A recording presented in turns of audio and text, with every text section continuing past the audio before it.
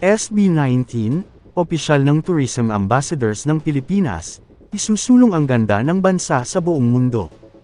Isa na namang makasaysayang tagumpay ang naabot ng P-Pop Kings na SB19 matapos silang opisyal na italaga ng Department of Tourism, DOT, bilang mga bagong Tourism Ambassadors ng Pilipinas. Ang pagkilalang ito ay ibinigay bilang pagkilala sa kanilang malaking ambag sa pagpapakilala ng kulturang Pilipino at sa patuloy nilang pagdadala ng karangalan sa bansa sa pamamagitan ng musika at mga international performances. Ayon sa DOT, malaki ang maitutulong ng SB19 sa paghikayat ng mas maraming dayuhang turista na bisitahin ang Pilipinas. Sa lawak ng kanilang fanbase na atin, na mayroon ng mga miyembro sa iba't ibang panig ng mundo, inaasahang mas lalawak pa ang interes ng international audience na tuklasin ang mga magagandang destinasyon, kultura, at tradisyon ng bansa.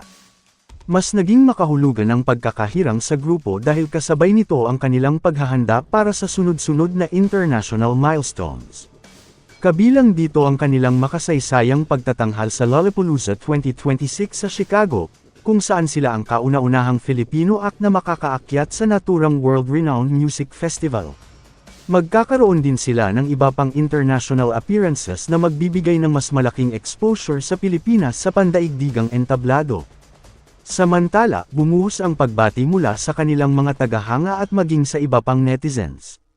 Marami ang nagsabing karapat-dapat lamang ang naturang pagkilala dahil sa sipag, talento, at dedikasyon ng grupo sa pag-angat ng P-pop at sa pagbibigay ng inspirasyon sa mga Pilipino. Nag-trending din sa social media ang iba't ibang hashtags bilang pagpapakita ng suporta at pagmamalaki sa panibagong tagumpay ng SB19.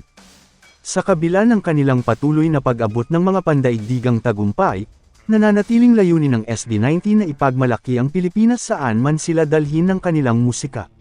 Dahil dito, marami ang naniniwalang magsisilbi silang epektibong mukha ng turismo ng bansa at magiging inspirasyon sa mas maraming Pilipino na mangarap at magtagumpay sa pandaigdigang entablado.